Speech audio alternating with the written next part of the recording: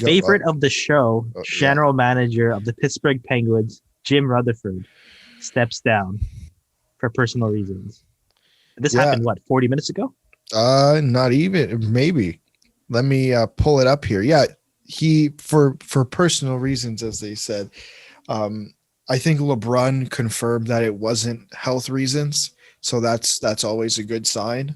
We don't Mhm. like when people have to step down for health reasons. That's obviously unfortunate. There's so much. It's the Pittsburgh Penguins have been through a lot recently. Mhm.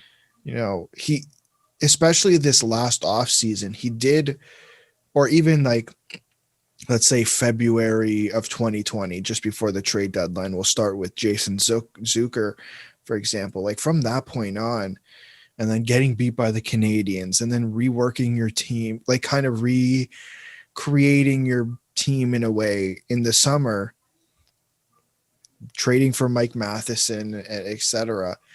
And now we're at this point. I'm not. I guess I should be clear. I'm not blaming. I'm not saying Jim Rutherford built this team and left. It's just this team has been through a heck of a lot lately. Yeah, it's been a big thing I've been seeing on Twitter where a lot of people are commenting on these posts about, look at two things that there's the 16-17 cup wins that, those were amazing teams that he built that, Right. he kind of did go all in on a lot of these trades. He won a lot of them. Sometimes I forget like he got, Justin Schultz for like a third round pick who fit perfectly onto that team, or, he would balance out Marine and Marc-Andre Fleury.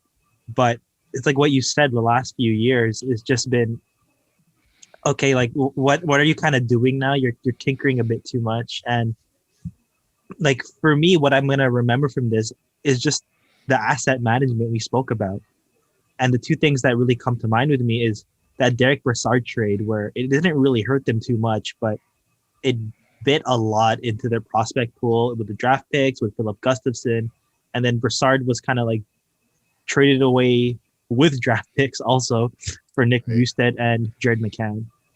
Yeah, I think you're absolutely right. I think his last few years, couple of years in Pittsburgh were, I don't want to say downhill, because I think the expectation was really high. Like you go from winning two cups in a row, and then what, right? Like last year they're out in the first round against Montreal. The year before that, they're swept by the New York Islanders. So the last couple of years have been, you know, been not very good for this team, and I think it gets to a point where it's like you want to say his reputation has been damaged a little bit, I think, with these last 2 years. But I think the important thing to remember is he won this team, and you're right, he helped build this team. Those two teams, he won two cups in a row. Like that's rarely ever done, and the fact that it's it was in the modern salary cap era, I think is incredible. Yeah. And I think that's a big thing that everyone kind of forgets where, we talk about the 96, the 97, 98 Red Wings, that was when they had literally a Hall of Fame team before the cap. And Right. when I look at Pittsburgh, I think maybe for all the trades, all the moves he's kind of done, um, I think there's a bit of a silver lining he leaves there. Like, yeah, you have arguably one of the best players in the world with Crosby, and then also with Malkin, and then Chris Letang, and then they have like a lot of pieces there. But I think the silver lining that I look at are those young pieces that he managed to keep, during these wholesales. I think about Samuel Poulin, who's like a solid power forward, Pierre Oliver Joseph, and especially John Marino. Like I did not see that coming. I think that that was a bit of a saving grace for Jim Rutherford the last few years, like getting John Marino from Edmonton for literally nothing has to be probably one of the best moves he did in the last year or two.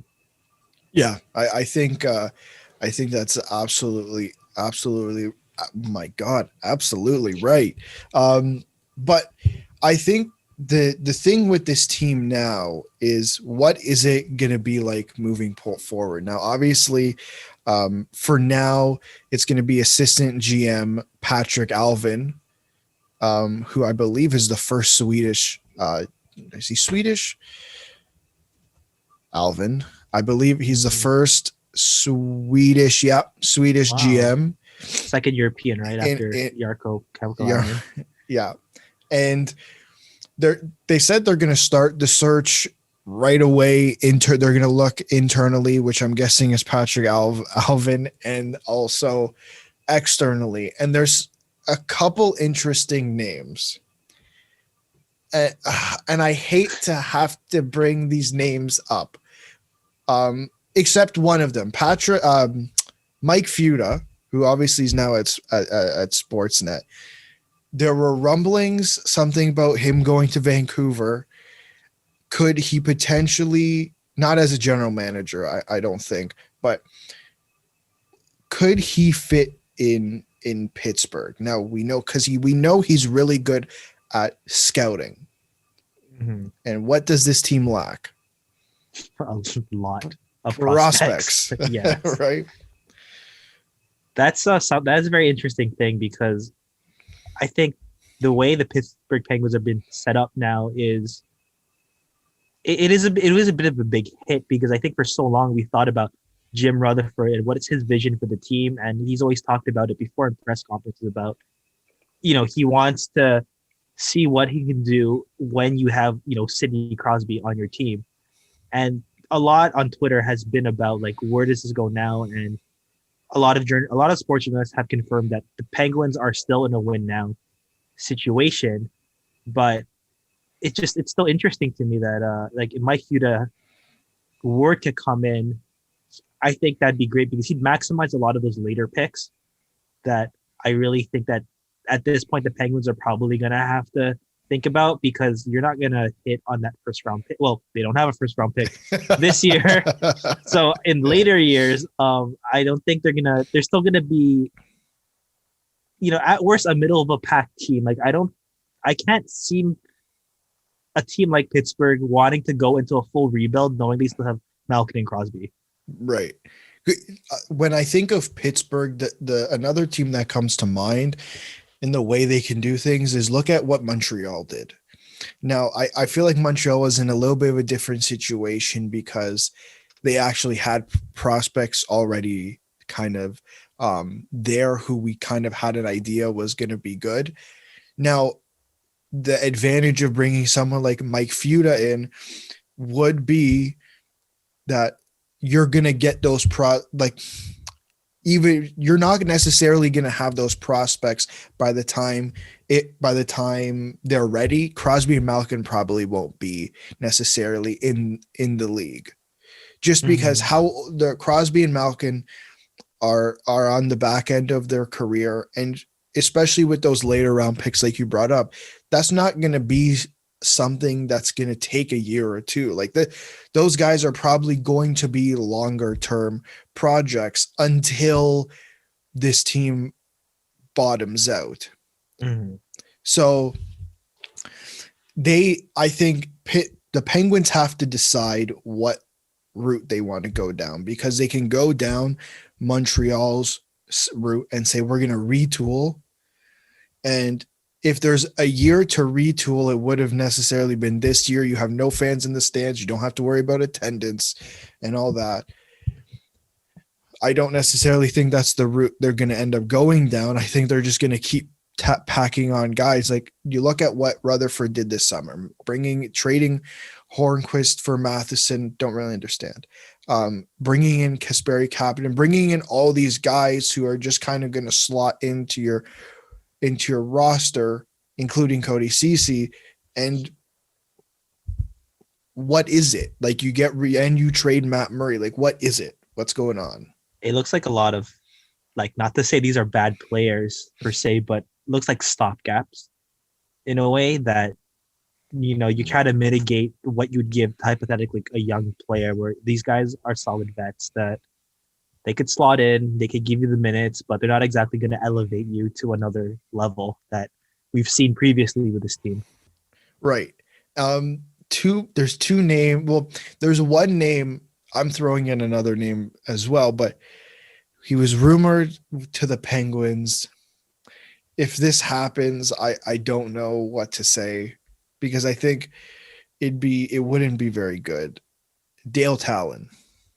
Now he Yeah. had the supposed incident, which got, I guess, cleared per the NHL. But and as soon as that was cleared, it was rumored that Dale Talon might join Jim Rutherford in Pittsburgh. If that's still an option, I don't know what this team is going to be like in 5 years. Yeah, because when I think about Dale Talon, I think he's one of those GMs that has really gone through it all. I think that he helped to build the Chicago Blackhawks, and he didn't necessarily lead them to the Cups because that was Stan Bowman, but he's been at that level where they could see that, okay, we could get to a championship caliber team. Then he goes to the Florida Panthers where, he completely has to kind of start from the bottom. And it'd be an interesting thing. I know that they've had those problems with him in the past with these, there's still allegations at this point, but again, it's a guy that I guess part of the old boys club, I guess at this time, that it's another option they could think about. I actually, before we move on, I actually had one random idea about it because I know Lou Lamoriello was never a full-time owner, but he was always like a minority stake owner of teams that he's been part of, except for the Maple Leafs. And I was just thinking like Mario Lemieux just like comes out and says like, I'm going to be the GM of this team and then I'll be the coach of this team. If something like doesn't look right with me. That would be the bridging of eras, I think. That would be very, very interesting. Yeah. Because I don't know how that would work out. Like, I mean, we're talking about one of the greatest players ever. And, we saw Gretzky coach. Mm-hmm. That and for didn't Adam, go very well. And for Adam, Patrick Waugh coached. Yeah, he did. He won a Jack Adams. He did. He won. Yeah, right. So, but that'd be interesting. Anything else you have to say on the breaking news? Jim Rutherford, for all the things we've said, they haven't been bad things. We're just looking at it at a critical lens. We wish you the best. Hope everything is okay, and we'll remember the highs more than the lows. At least me. I don't know about you, Adam. I will too, even though no, you know what? I'm gonna remember the highs because he traded Phil Kessel, which got us Frederick Anderson as the Kasperi Kapanen for a few years. Mm-hmm. Then he traded for Kasperi Kapanen, and we got Rodion Amirov and Philip Hollander. So I'm not gonna complain, okay? I don't agree. Like, I think it's insane that you trade for Mike Matheson and sign Cody Ceci, but that's a separate issue. Yeah, that's something that we'll overlook at least for this episode.